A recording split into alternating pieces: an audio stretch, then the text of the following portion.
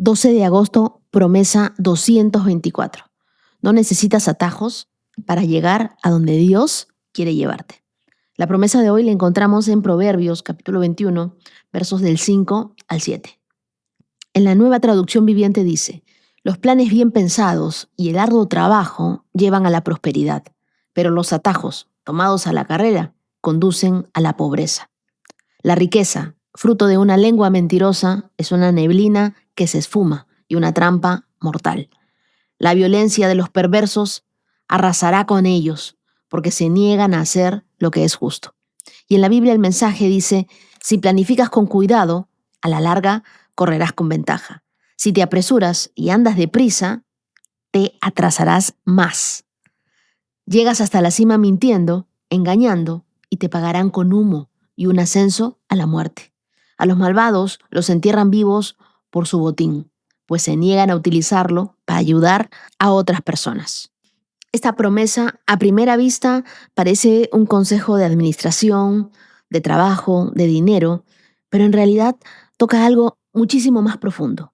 Dios no solo está interesado en llevarte a un destino, Él también está interesado en la clase de persona que tú te conviertes mientras vas llegando a ese destino, en el proceso de tu vida. Nosotros vivimos en una generación que quiere todo inmediato. El microondas, la comida rápida, entregas en un mismo día, ves videos de 15 segundos, cada vez los videos se achican más, cursos que te ofrecen multiplicar tus ingresos y hacerlo en semanas, incluso bajar de peso de forma instantánea. O quizá una persona que te enseña cómo conseguir en 30 días lo que a ella quizá le tomó 10 años construir.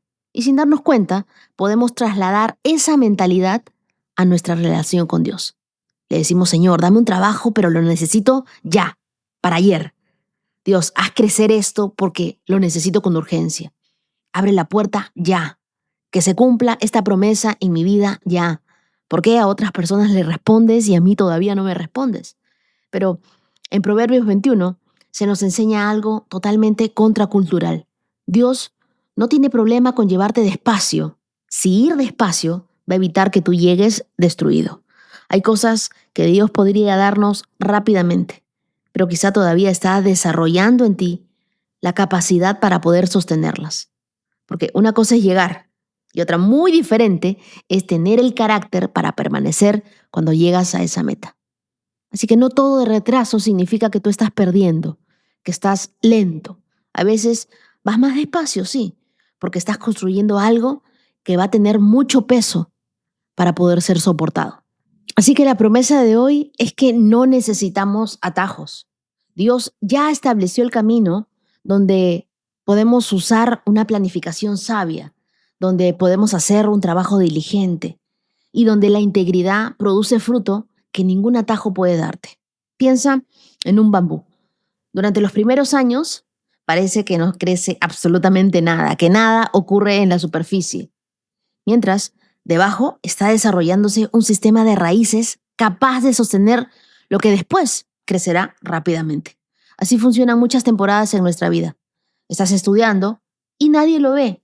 Estás ahorrando y nadie lo celebra. Estás sanando tu carácter, estás sanando tus emociones, estás siendo fiel en cosas pequeñas y tú puedes pensar: oye, no estoy avanzando nada. ¿En qué me está ayudando a acercarme a Dios? Pero en realidad sí estás avanzando, solo que estás avanzando debajo de la superficie. Estás creciendo en tus raíces, estás profundizando en tu relación con Dios, en cosas que nadie ve. Pero nunca confundas una temporada sin visibilidad con una temporada sin crecimiento. Dios puede estar desarrollando raíces antes de permitirte cargar los frutos. Y mira cómo inicia el proverbio. Dice: los planes bien pensados. Esto me encanta porque algunas veces nosotros hemos espiritualizado tanto la vida que pensamos que planificar significa falta de fe. Y decimos: mejor no hago planes porque finalmente Dios me sorprenderá. O quizá yo hago planes, pero al final no se cumplen mis planes, sino el Señor hace lo que quiere. Lo cierto es que Dios quiere sorprendernos, pero también Dios nos dio a nosotros cerebro. Cerebro para pensar, para orar, para comunicarnos con Él. Jesús mismo habló de primero sentarse, calcular el costo antes de construir una torre. de planificar, de tener planes bien pensados. Por eso quiero decirte algo muy importante y quiero que lo tomes con la mayor sabiduría. La espiritualidad y la estrategia, el pensar, no son enemigas. Orar no reemplaza la planificación. Orar debería ayudarte a planificar mejor, porque estás conectado con Dios, porque tienes esas antenas de transmisión cerca, porque tus oídos espirituales están destapados. Tú puedes orar para salir de deudas, sí, pero también necesitas tener un presupuesto. También necesitas aprender a gastar. Tú puedes orar por un matrimonio saludable, sí, pero también necesitas aprender a comunicarte. De repente necesitas terapia. Entonces hay una parte que le toca a Dios, pero también hay una parte que nos toca a nosotros. La fe no es caminar sin planificación, porque solamente las moscas vuelan sin planificación. Nosotros debemos caminar planificando y sabiendo de que Dios tiene el derecho de modificar nuestro plan cuando Él quiera, porque le hemos dicho a Dios, Señor, que se haga tu voluntad y no la nuestra. Mira, yo puedo escribir mi agenda con lapicero, anotar ahí todos mis pendientes, pero cada una de las cosas que hago debo entregárselas a Dios como un borrador. Proverbios 16:9 dice que nosotros podemos hacer nuestros planes, pero el Señor determinará nuestros pasos. Yo puedo tener muchos planes en la cabeza, en el corazón, pero finalmente quien va a decidir qué va a suceder, cuál es el plan que se va a ejecutar, ese va a ser el Señor. Después, Salomón dice, pero los atajos tomados a la carrera conducen a la pobreza. El problema no es la velocidad. Hay temporadas donde Dios va acelerando las cosas, se te abre una puerta tras otra. El problema es el atajo. Un atajo es querer influencia sin carácter, es querer ganar dinero sin trabajar o ganándote la lotería. Queremos una relación sana, queremos un matrimonio, pero sin compromiso. Queremos una plataforma, queremos ser expuestos, pero sin preparación. Queremos intimidad con Dios, pero sin pasar tiempo con Dios. Y te das cuenta, las redes sociales han empeorado todo eso, porque queremos la cosecha de alguien sin haber vivido toda su temporada de siembra. Vemos la empresa, pero no vemos todos los años que trabajó sin sueldo. Vemos un matrimonio bonito, pero no vimos todas las conversaciones difíciles que acarrearon. Vemos un ministerio creciente, bonito, pero no vemos las madrugadas de oración que costaron. Es por eso que nunca debemos comparar nuestro proceso privado con el resultado público de otra persona. La Biblia también dice, si te apresuras y andas deprisa, te atrasarás más.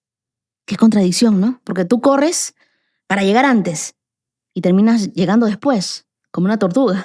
Pero hay decisiones que nosotros tomamos y lo hacemos con desesperación. Y después tardamos años en reparar aquello que hicimos con prisa, por apresurarnos, por ir de forma impetuosa, por no tener planes bien pensados. Y aquí lo que debes saber es que la prisa puede hacerte llegar más tarde. ¿A cuántos nos ha pasado que en algún momento nos hemos apresurado y entramos en algo que nunca debimos entrar? O de repente, por miedo a perder una oportunidad, dijimos que sí y comenzamos a perder el tiempo. Hay decisiones que hemos tomado en 5 minutos y hay consecuencias que nos han tomado 5 años. Así que no permitas que una necesidad temporal lleve a tomar una decisión permanente. La desesperación es una pésima asesora. Cuando tú sientas, tengo que decidir algo ahora, pregúntate realmente, ¿qué tienes que decidir ahora? Porque muchas veces la presión artificial es la estrategia del vendedor, del manipulador, del miedo, o quizá de la propia ansiedad. Dios puede dirigir rápidamente, pero no necesita manipularte para hacerlo. Llegaste. De repente tienes todo lo que querías. Lo puedes fotografiar, puedes publicarlo, hasta te pueden envidiar. Pero cuando intentas agarrarlo, es humo. Porque hay éxitos que parecen bendición desde afuera, pero en realidad son esclavitud por dentro. Piensa si nuestras decisiones presentes están creando la vida que viviremos mañana. Porque aquí Salomón prácticamente nos obliga a preguntarnos, ¿en quién me estoy convirtiendo mientras persigo lo que quiero? Una de mis historias favoritas de la Biblia es la de José en Egipto. El faraón tiene un sueño. José le interpreta el sueño. y le dice, vendrán 7 años de abundancia, después vendrán 7 años de hambre. Y José nos dice, cuando llegue la hambruna, oraremos. Lo que él hace es hacer un plan. Durante la abundancia, almacenarán alimento. La fe lo que hace es construir esos graneros. La fe ora, pero también la fe te lleva a ahorrar. Y hay algo más en la vida de José que no podemos pasar por alto. Cuando por fin él tiene el poder y también tiene los recursos en sus manos, no los usa para vengarse, ni siquiera para acumular.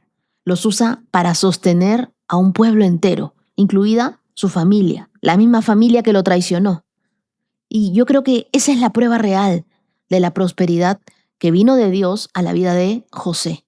Porque no fue una prosperidad que terminó en él mismo, sino fue una prosperidad que lo ayudó a sustentar a otro. John Maxwell dice que el éxito verdadero no se mide por una decisión espectacular, sino por lo que hacemos día a día con lo que se nos ha confiado. ¿Qué es lo que tú estás haciendo día a día con aquello que se te ha confiado? Así que hoy es el momento perfecto para hacer una pausa, para preguntarnos en qué área de nuestra vida estamos intentando apresurar algo que de repente deberíamos esperar y construir. ¿Qué atajo nos está tentando en este momento? ¿De qué proceso nos estamos cansando? Y ora conmigo hoy, Señor, hoy pongo delante de ti mis planes, mis sueños, mis proyectos y también mi impaciencia. Perdóname por todas las veces que yo he querido resultados sin pasar por un proceso. He estado buscando respuestas y no he estado esperando en ti. No te he consultado todas las cosas. He querido cosechas sin siembra. Dame, Dios, sabiduría para planificar. Dame, Dios, lo que necesito para esperar en ti. Dame disciplina para trabajar. Ayúdame a ser diligente y no negligente. Dame paciencia para perseverar. Y dame integridad para nunca negociar mis principios solo por avanzar más rápido. Cierra delante de mí cualquier atajo, cualquier cosa que me quiera alejar de tu voluntad, Señor. Enséñame a nunca comparar mis procesos con los de otro. Bendice el trabajo de mis manos. Bendice el fruto de mi trabajo. Y si me das más, enséñame a hacer bien con ello, a bendecir a otros. Yo no quiero simplemente llegar lejos. Quiero llegar siendo la persona que tú quieres formar en mí durante todo este camino. Señor, haz tu obra grande en mi vida, en mi carácter, en todas las cosas que yo hago. Que sea todo para ti y sin prisas. Te entrego mi tiempo, te entrego mi agenda, te entrego todo lo que tú sabes que necesito entregar. Y confío en tu plan maravilloso. Como dice Jeremías 29:11, tú tienes planes de bien y no de mal para nosotros. Planes para darnos un futuro y planes de esperanza para nosotros. Oramos en el nombre de Jesús. Amén. Y ahora comenzamos con nuestro estudio bíblico y las lecturas que nos acompañan en esta carrera de los 224K. Los encontramos en Nehemías capítulo 3, verso 15 hasta el capítulo 5, verso 13.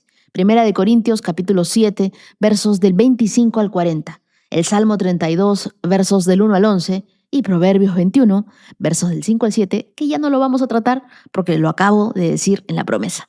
Y ahora sí, te pido que tomes tu Biblia, tu lapicero, tu cuaderno, le pidas al Espíritu Santo que te hable.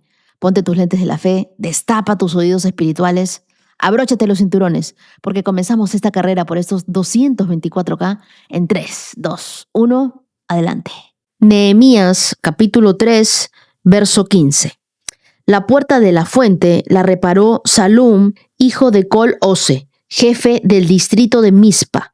Él la reedificó, la techó, levantó las puertas e instaló sus cerrojos y barras. Luego reparó la muralla del estanque de Siloé, cerca del jardín del rey, y reconstruyó la muralla hasta las escaleras que descienden de la ciudad de David.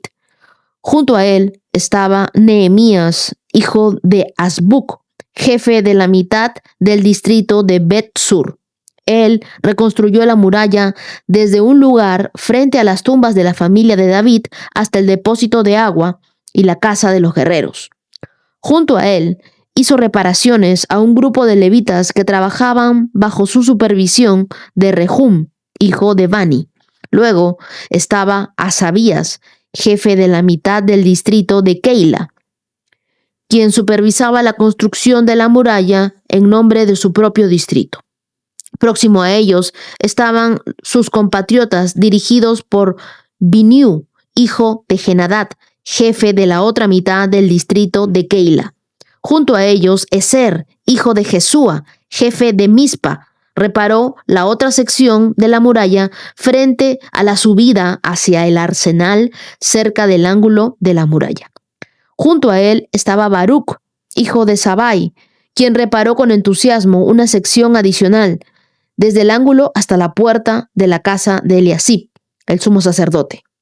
Meremot, hijo de Urías y nieto de Cos, reconstruyó otra sección de la muralla que se extendía desde la puerta de la casa de Eliasib al otro extremo. Los sacerdotes de la región vecina hicieron las subsiguientes reparaciones.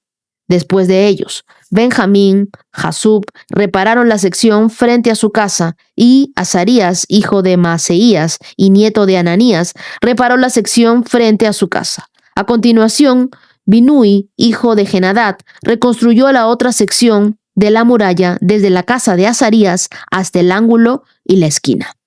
Palal, hijo de Usaí, continuó con la tarea desde el punto opuesto al ángulo y la torre que sobresale de la casa superior del rey, al lado del patio de la guardia. Próximo a él estaban Pedalías, hijo de Faros, junto con los sirvientes del templo que vivían en la colina de Ofel, quienes repararon la muralla hasta un punto frente a la puerta del agua, hacia el oriente y la torre saliente. Luego seguían los habitantes de Tecoa, quienes repararon otra sección frente a la gran torre saliente hacia el muro de Ofel. Los sacerdotes repararon la muralla encima de la puerta de los caballos. Cada uno reparó la sección justo frente a su propia casa. A continuación, Sadoc, hijo de Immer, también reconstruyó la muralla frente a su propia casa, y más allá de él estaba Semaías, hijo de Secanías, guardián de la puerta oriental.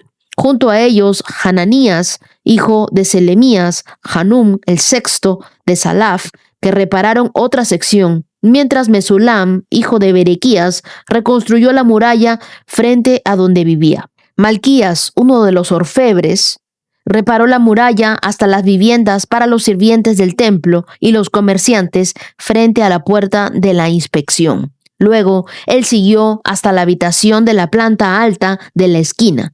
Los otros orfebres y comerciantes repararon la muralla desde esa esquina hasta la puerta de las ovejas. Nehemías capítulo 4.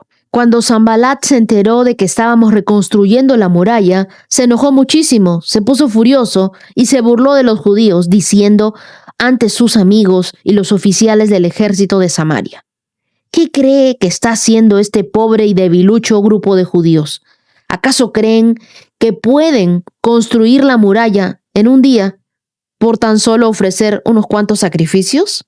¿Realmente creen que pueden hacer algo con piedras rescatadas de un montón de escombros y, para colmo, piedras calcinadas? Tobías, el amonita, que estaba a su lado, comentó: esa muralla se vendría abajo si tan siquiera un zorro caminara sobre ella. Entonces oré: escúchanos, Dios nuestro, porque se burlan de nosotros, que sus burlas recaigan sobre sus propias cabezas y que ellos mismos sean cautivos a una tierra extraña. No pases por alto su culpa, no borres sus pecados, porque han provocado tu enojo delante de los que construyen la muralla. Por fin se completó la muralla alrededor de toda la ciudad hasta la mitad de su altura, porque el pueblo había trabajado con entusiasmo. Sin embargo, cuando Sanbalat, Tobías, los árabes, los amonitas, los asdodeos se enteraron de que la obra progresaba y que estaban reparando las brechas en la muralla de Jerusalén, se enfurecieron. Todos hicieron planes para venir y luchar contra Jerusalén y causar confusión entre nosotros. Así que oramos a nuestro Dios y pusimos guardias en la ciudad día y noche para protegernos. Entonces el pueblo de Judá comenzó a quejarse. Los trabajadores se están cansando y los escombros que queman para sacar son demasiados. Jamás podremos construir la muralla por nuestra cuenta. Mientras tanto, nuestros enemigos decían: antes de que se den cuenta de lo que están pasando, caeremos encima de ellos, los mataremos y detendremos el trabajo. Los judíos que vivían cerca de los enemigos venían y nos decían una y otra vez: llegarán de todos lados y nos atacarán. De manera que coloqué guardias armados detrás de las partes más bajas de la muralla, en los lugares más descubiertos. Puse a la gente por familias para que hicieran guardia por espadas, lanzas y arcos. Luego, mientras revisaba la situación, reuní a los nobles y a los demás del pueblo y les dije: no le tengan miedo al enemigo. Recuerden al Señor, quien es grande y glorioso, y luchen por sus hermanos, sus hijos, sus hijas, sus esposas y sus casas.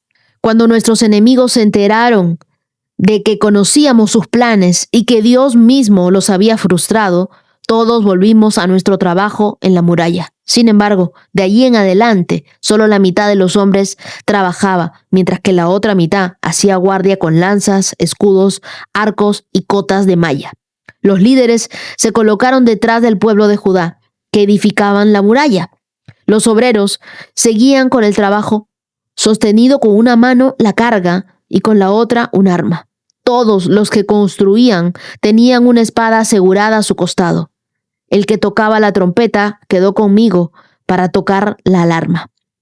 Entonces les expliqué a los nobles, a los oficiales y a todo el pueblo lo siguiente: la obra es muy extensa y nos encontramos muy separados unos de otros a lo largo de la muralla.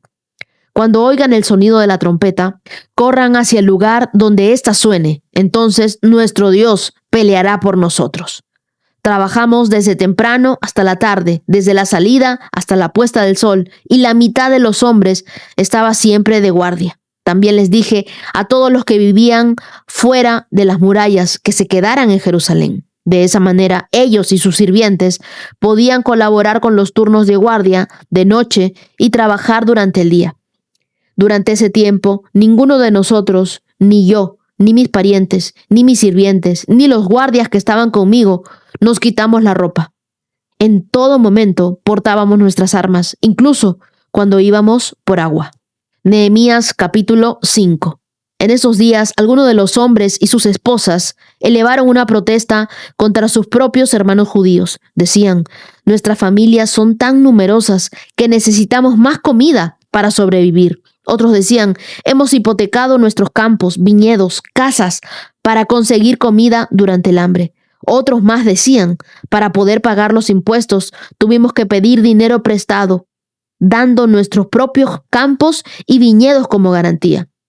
Pertenecemos a la misma familia de los que son ricos y nuestros hijos son iguales a los de ellos. Sin embargo, tenemos que vender nuestros hijos como esclavos solo para conseguir lo necesario para vivir.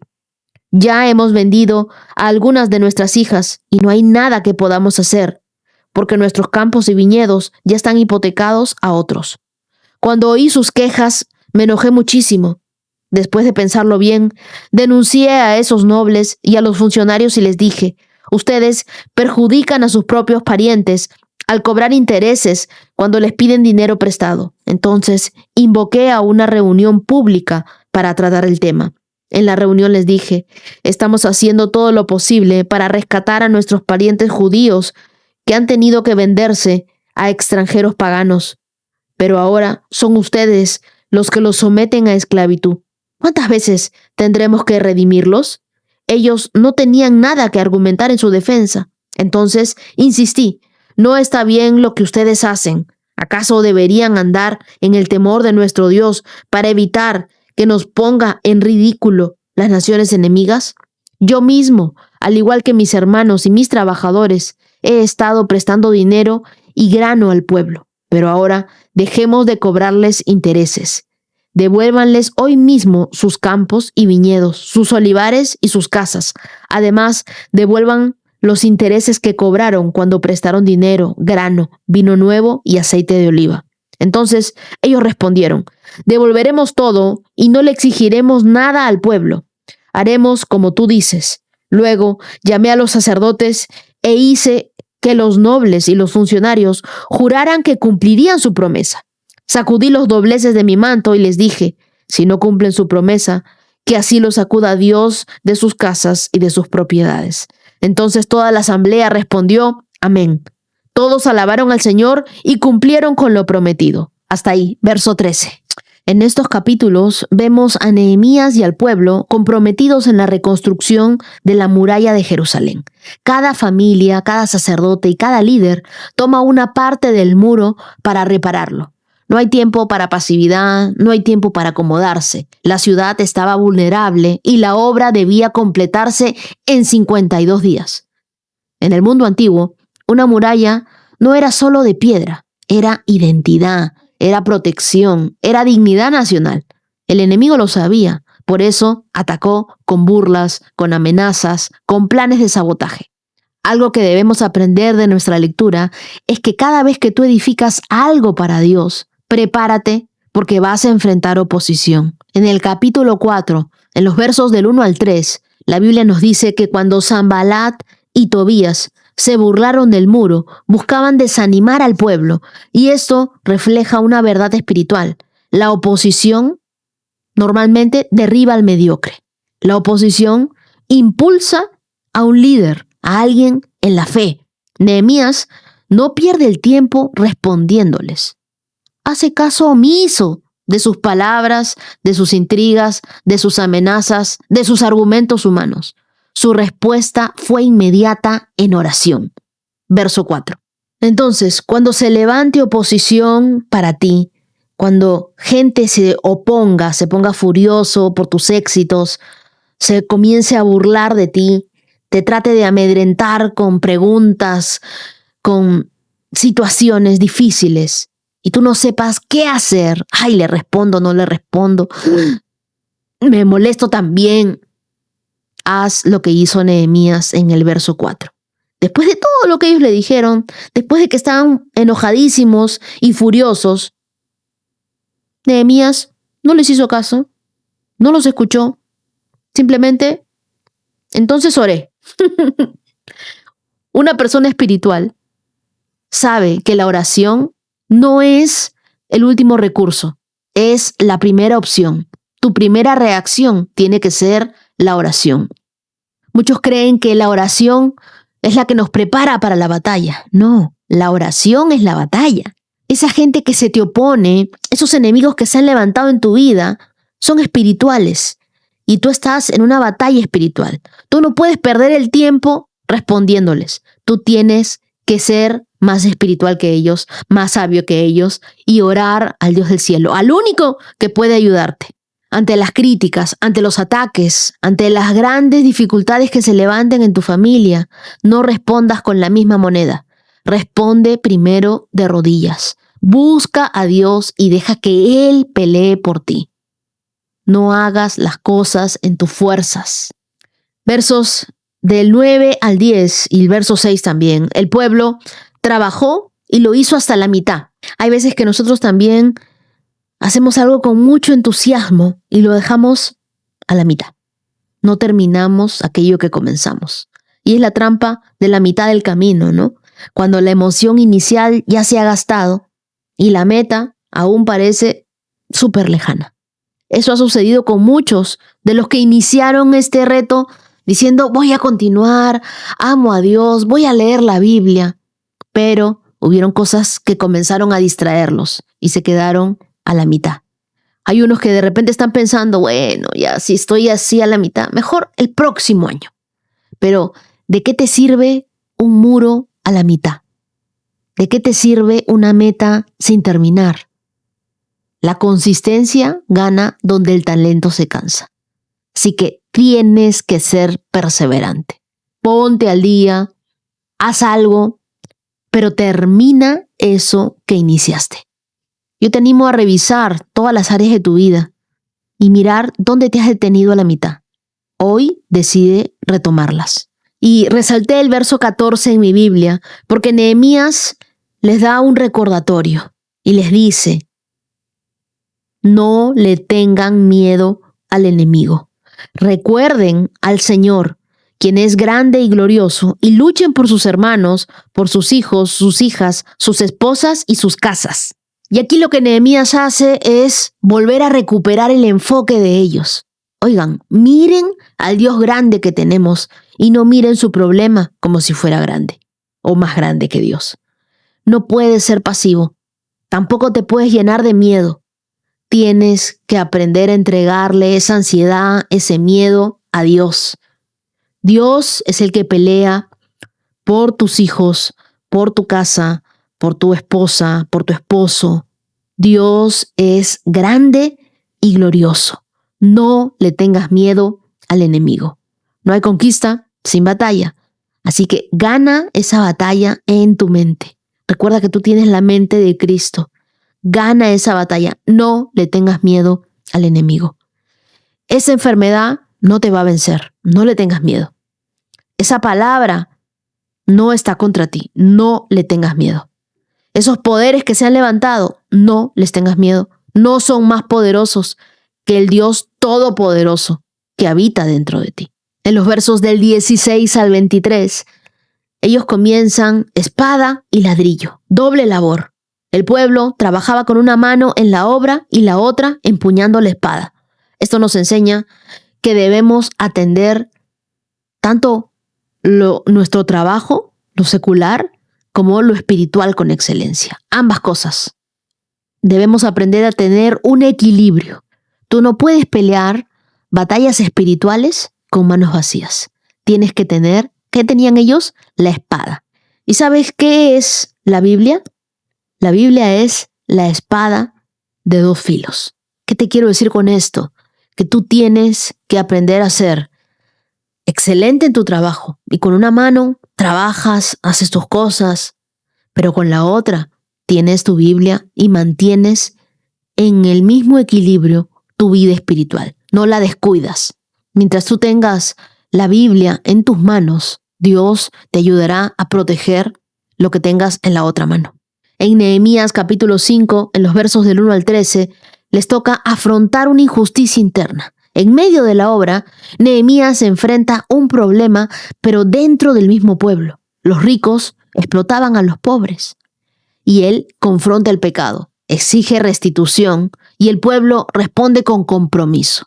Esto nos recuerda que no basta con avanzar en el área externa, también debemos corregir lo que está roto adentro. Antes de edificar alto, asegúrate de edificar limpio.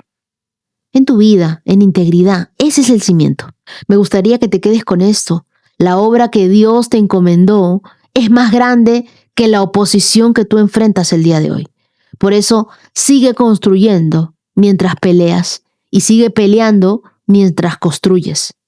Primera de Corintios 7, verso 25. Ahora, con respecto a la pregunta acerca de las jóvenes que todavía no se han casado, para ellas no tengo ningún mandato del Señor, pero el Señor en su misericordia me ha dado sabiduría digna de confianza que les transmitiré a ustedes. Debido a la crisis actual, pienso que es mejor que cada uno se quede como está.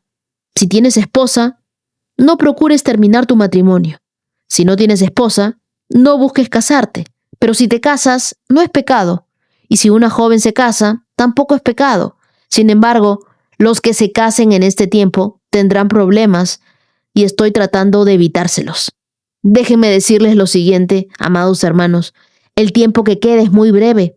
Así que de ahora en adelante, los que estén casados no deberían concentrarse únicamente en su matrimonio. Los que lloran o los que se alegran o los que compran cosas no deberían ser absorbidos por sus lágrimas, ni su alegría, ni sus posesiones. Los que usan las cosas del mundo no deberían apegarse a ellas, pues este mundo, tal como lo conocemos, pronto desaparecerá. Quisiera que estén libres de las preocupaciones de esta vida. Un soltero puede invertir su tiempo en hacer la obra del Señor y en pensar cómo agradarlo a Él. Pero el casado tiene que pensar en sus responsabilidades terrenales y en cómo agradar a su esposa. Sus intereses están divididos. De la misma manera, una mujer que ya no está casada o que nunca se ha casado puede dedicarse al Señor y ser santa en cuerpo y en espíritu. Pero una mujer casada tiene que pensar en sus responsabilidades terrenales y en cómo agradar a su esposo. Les digo esto para su propio beneficio, no para imponerles restricciones. Mi deseo es que hagan todo lo que les ayude a servir mejor al Señor, con la menor cantidad de distracciones posibles. No obstante, si un hombre piensa que está tratando a su prometida en forma impropia y que inevitablemente cederá a sus pasiones, que se case con ella como él desea. No es pecado. Pero si ha decidido con toda firmeza no casarse, y no hay urgencia y puede controlar sus pasiones, hace bien en no casarse. Así que el que se casa con su prometida hace bien, y el que no se casa hace aún mejor. Una esposa está ligada a su esposo mientras el esposo vive. Si su esposo muere, ella queda libre para casarse con quien quiera, pero solamente si ese hombre ama al Señor. Sin embargo, en mi opinión, sería mejor para ella no volver a casarse, y pienso que al decir esto, les doy consejo del Espíritu de Dios. En el mundo grecorromano de este siglo, la soltería y el matrimonio tenían connotaciones muy distintas a las de hoy. Y gracias a Dios, La cultura judía consideraba el matrimonio como una responsabilidad casi obligatoria, mientras que en las ciudades gentiles abundaban prácticas sexuales permisivas y matrimonios por conveniencia. Pablo escribe a una iglesia en Corinto, plagada de inmoralidad, de confusión, y lo hace para orientar sobre la vida matrimonial, sobre la soltería, a la luz de la fe. Aquí Pablo aclara en el verso 25 que lo que él comparte no es un mandamiento del Señor. No lo tomen como un mandato, no lo tomen como algo estricto, sino es un consejo que él da basado en su sabiduría, basado en su experiencia, reconociendo la urgencia del momento. Es más, en el verso 26 les dice, debido a la crisis actual. Ahora quiero que entendamos algo. Pablo era soltero. Pablo no despreciaba el matrimonio, pero advierte que cada estado tiene sus desafíos. La soltería, en medio de la crisis, permite mayor libertad para servir, para estar entregado a Dios, mientras que el matrimonio trae preocupaciones legítimas que pueden dividir el enfoque. Aquí el problema no es casarse o no casarse, sino casarse sin misión, sin un plan de vida enfocado en Dios. Antes de tomar una decisión tan importante como un matrimonio, pregúntate, ¿esta persona me acerca más a mi propósito en Dios? ¿Me permitirá servirle mejor o me va a desenfocar? Porque las cosas que no se han corregido ahora que están de enamorados o de novios, no se van a corregir cuando se casen, se van a maximizar. En los versos del 32 al 35, Pablo describe cómo la persona soltera puede dedicarse sin reservas a las cosas del Señor, mientras que el casado debe atender también a su cónyuge. Esto no es un menosprecio al matrimonio, es un llamado a reconocer que todo compromiso exige tiempo, exige energía, exige corazón. Entonces, lo que más te roba el tiempo, te roba la vida. Por eso, dale lo mejor a lo que tiene valor eterno. Y sea cual sea tu estado civil, revisa si en tus prioridades se refleja que Dios sigue siendo tu prioridad número uno.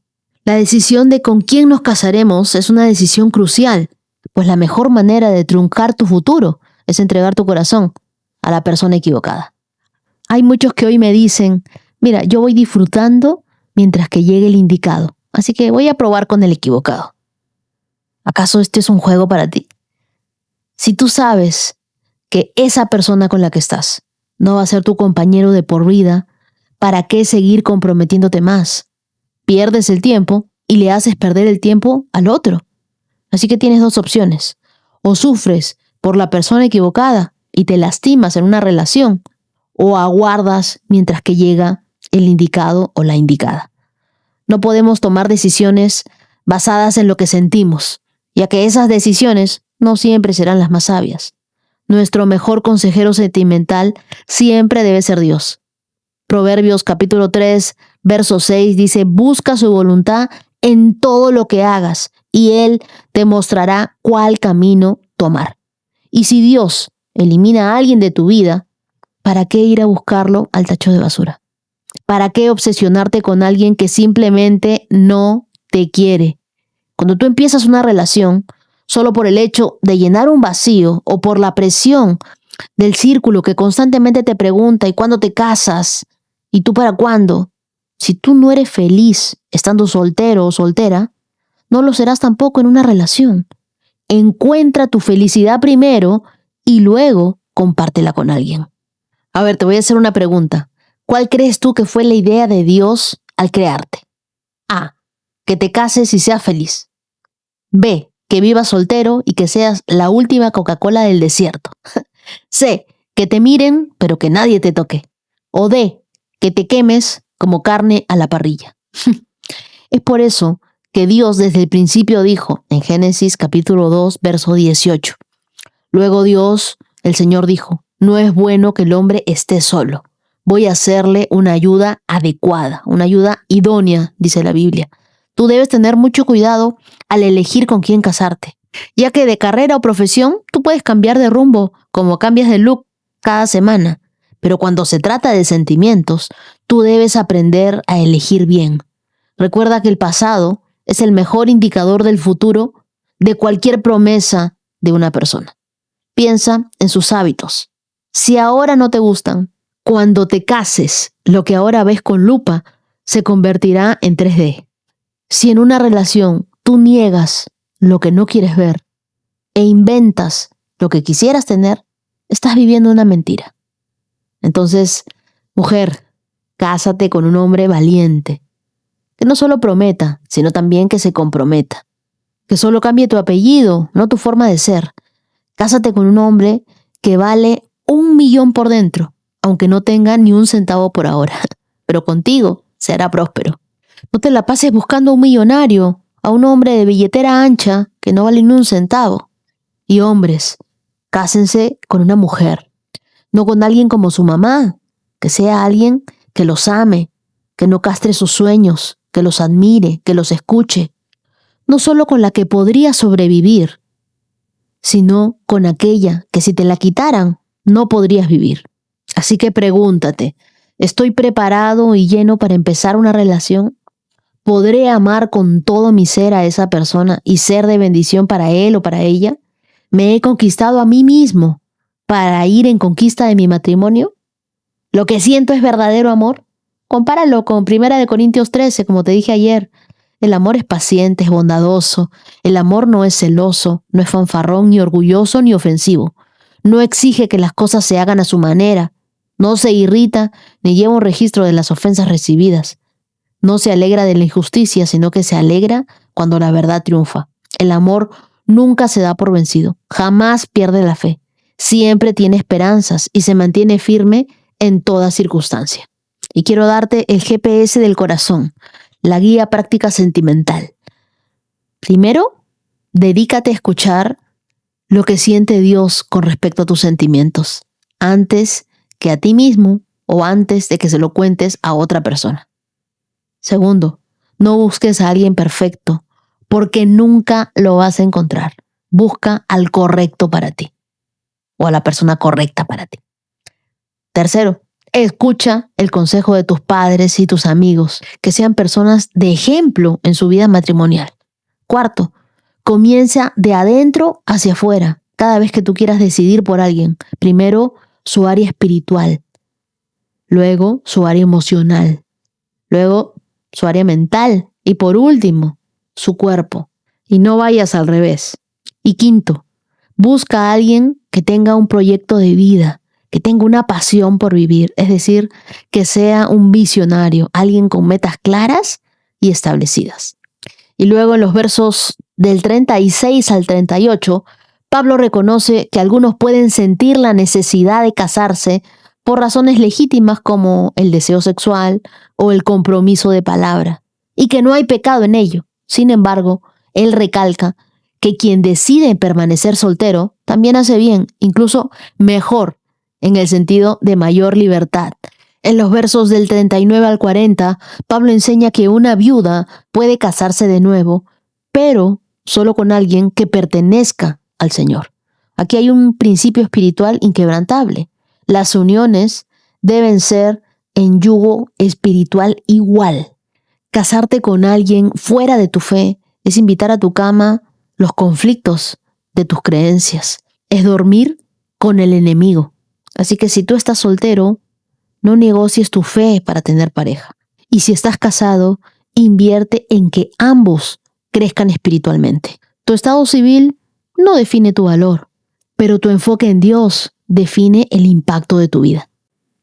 Salmo 32. Oh, qué alegría para aquellos a quienes se les perdona la desobediencia, a quienes se les cubre su pecado. Sí, qué alegría para aquellos a quienes el Señor les borró la culpa de su cuenta, los que llevan una vida de total transparencia. Mientras me negué a confesar mi pecado, mi cuerpo se consumió y gemía todo el día.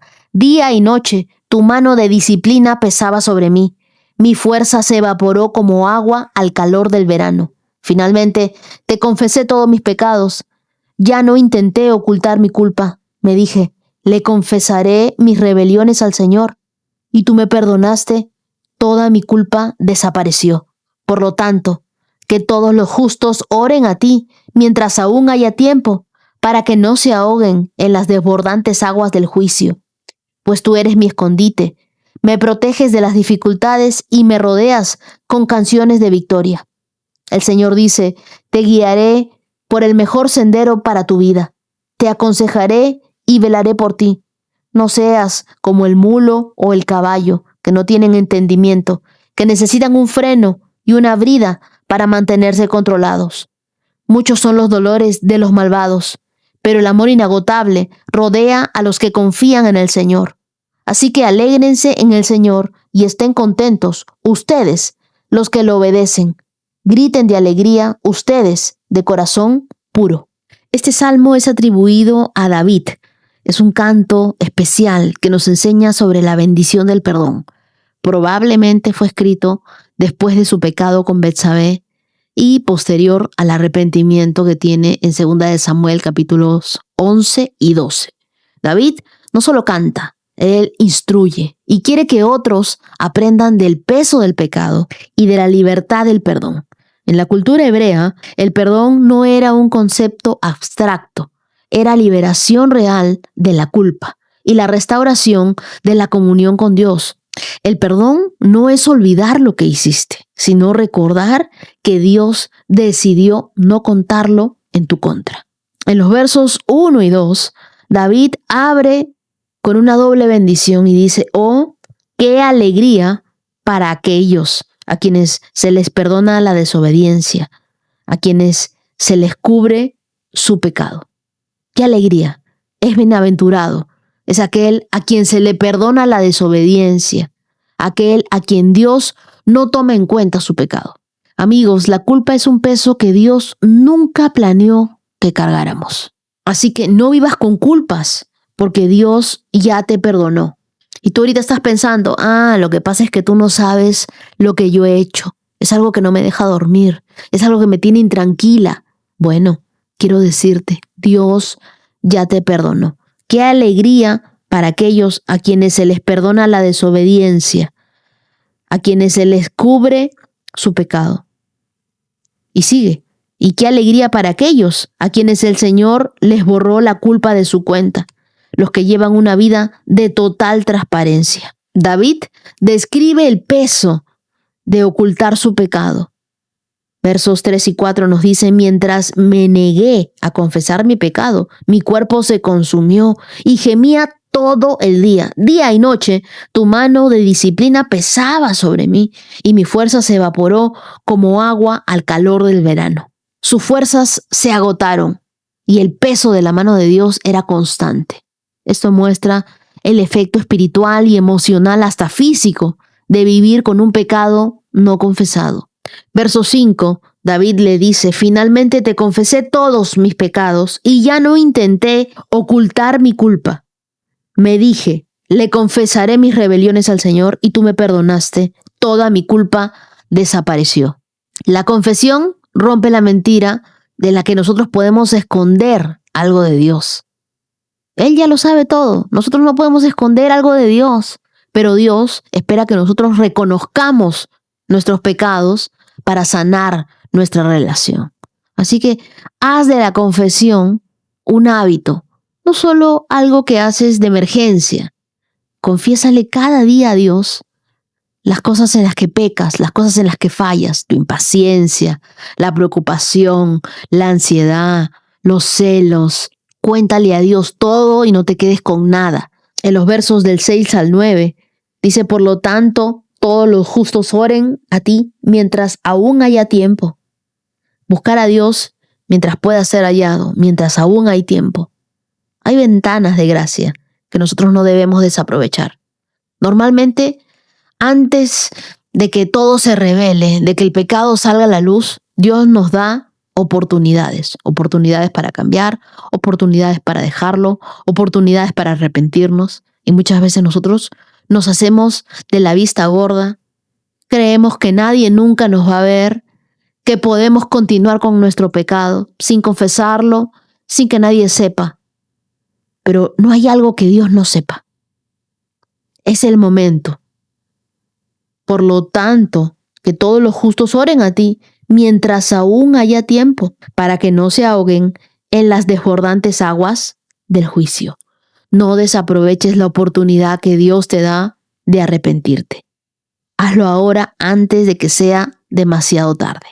En los versos del 8 al 9, Dios promete guiar, aconsejar y velar por nosotros.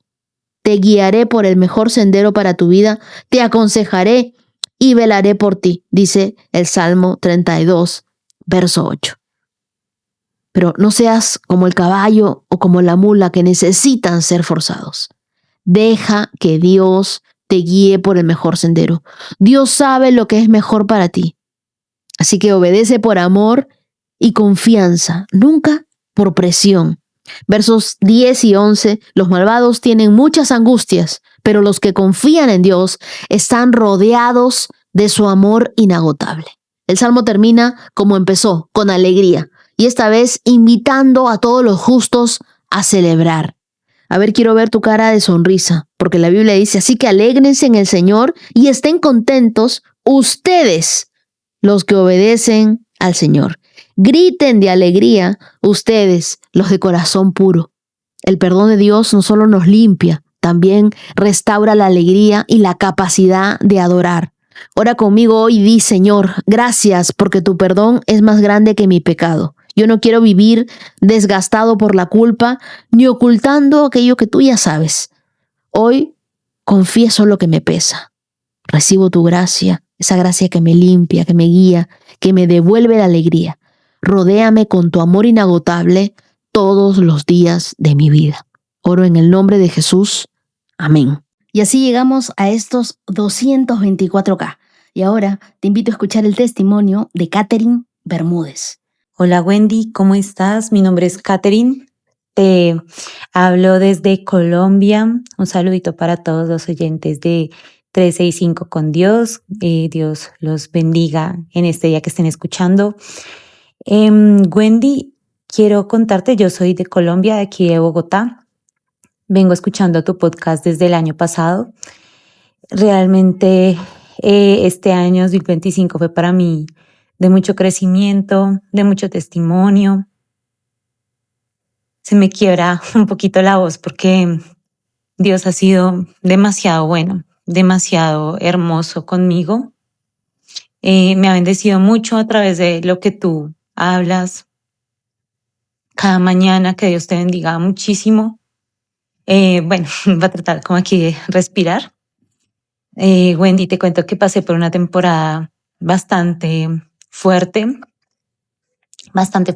porque el Señor tenía que entrar en mi corazón, sanar muchas cosas de mi alma, todo eso. Entonces pasé por una temporada de mucho dolor, de mucho sufrimiento, mucha batalla espiritual bastante dura. Realmente fue Dios el que me ayudó a levantarme cada día porque llegó un momento en que ya no tenía fuerzas y yo decidí obedecer, seguirlo, decidí darle todo mi amor primeramente a él. Y Wendy, yo te cuento, escuchaba muchos testimonios de personas a las que les salía una mejor oportunidad de trabajo, a los que se le cumplían los sueños, que el Señor hacía tantos milagros y yo decía, Señor, ¿cuándo va a ser mi turno? ¿Cuándo podré yo? Y pues hoy en día veo que el Señor tenía que prepararme primeramente en el carácter, forjar mi carácter, hacer tantas cosas conmigo bonitas que hoy le doy gracias porque hubo un mes en el que tú predicaste, creo que fue en el mes de octubre, y en el mes de octubre el Señor iba a conceder una petición de mi corazón, pero yo realmente por presiones de la gente y por otras cosas perdí esa oportunidad y después la verdad tuve mucho dolor porque sentí que, o sea, esa oportunidad que el Señor abrió, fui yo quien la desperdició, como cuando Saúl por la presión de la gente eh, había cometido una equivocación. Realmente tuve mucho dolor por esa oportunidad, pero tuve más dolor por haberle fallado así a Dios. Luego pues seguí caminando y el Señor me decía que Él abría nuevas oportunidades, que Él no era como nosotros, que Él cumple sus promesas, que Él es un Dios de pactos. Y Wendy, pues para la gloria de Dios, yo desde el mes de noviembre que tú decías el mes de la restauración y ahorita mes de diciembre que es mes de la victoria, me siento muy agradecida. Tú, de verdad, que no sé quién lo puede imaginar, pero Dios ha sido muy bueno. Me salió una puerta de trabajo para algo muchísimo, muchísimo mejor. También estoy a punto como de perder la otra vez y yo dije, no, esta vez no voy a hacer lo mismo, esta vez yo voy con Dios, con el León de Judá.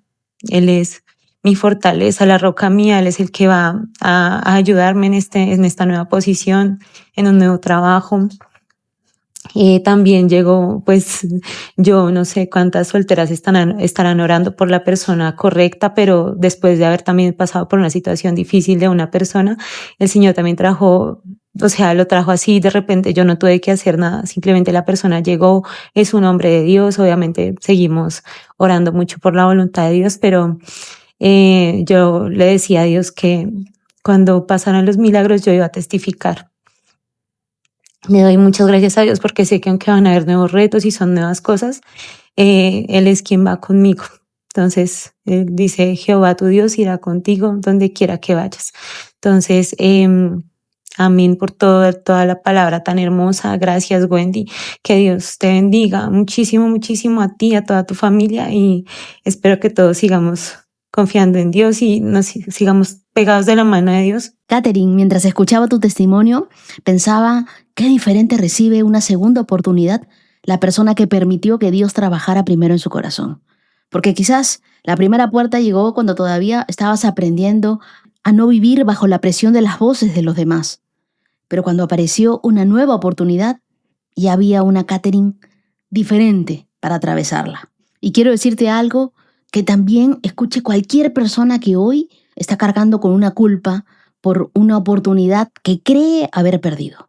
Dios no terminó contigo el día que te equivocaste. Dios no es así. Un error puede enseñarte. Un error puede confrontarte y puede tener consecuencias, pero no tiene autoridad para cancelar el propósito de Dios sobre tu vida. Así que no conviertas una decisión equivocada en una sentencia para tu futuro. Tal vez tú dijiste, era mi oportunidad y la perdí. Pero Dios puede decir, aprendiste, creciste, ahora caminemos otra vez. Y me alegra mucho que ahora tú puedas mirar hacia atrás y entender que mientras te preguntabas, Señor, ¿cuándo será mi turno? Dios estaba haciendo algo que todavía no podías ver. Él te estaba preparando para tu turno. Porque a veces nosotros pedimos que Dios cambie nuestras circunstancias, mientras Dios está usando las circunstancias para cambiarnos a nosotros. Y con respecto a la persona que acaba de llegar a tu vida, tú sigue haciendo exactamente lo que estás haciendo. Llévala delante de Dios. No corras, no idealices, no fuerces nada. Permite que Dios, el tiempo, los frutos y la dirección del Señor confirmen aquello que viene de Él. Mi querida Catherine, entra en esta nueva etapa recordando que no vas sola. La misma mano que te sostuvo cuando estabas llorando, la misma mano que te levantó cuando sentías que ya no podías más, esa misma mano que te corrigió cuando te equivocaste, es la mano que ahora te acompaña hacia lo nuevo que Dios tiene para tu vida. Te quiero regalar Josué capítulo 1, verso 9, que dice: esta es mi orden, sé fuerte y valiente. No tengas miedo ni te desanimes, porque el Señor tu Dios está contigo donde quiera que vayas. Y ahora me gustaría agradecer a los corazones generosos íntimos de esta hermosa comunidad. Muchas gracias a Jennifer Ulloa, gracias a mi querida Andrea Olazábal, gracias Narcisa Alvarado, gracias Isabel Cristina Gómez, gracias Falmidesda Ollantay Paola Pena, y desde el canal de YouTube, muchas gracias a Nidia Corona, a Alberto Falconi y a Verónica González. Y a ustedes, queridos, quiero regalarles Gálatas capítulo 6, verso 9, que dice: así que no nos cansemos de hacer el bien, a su debido tiempo. Y quiero recordárselos, a su debido tiempo cosecharemos numerosas bendiciones si no nos damos por vencidos. Y yo quiero que crean esta palabra del Señor para ustedes. Van a cosechar numerosas bendiciones, no una, ni dos, ni tres, numerosas bendiciones.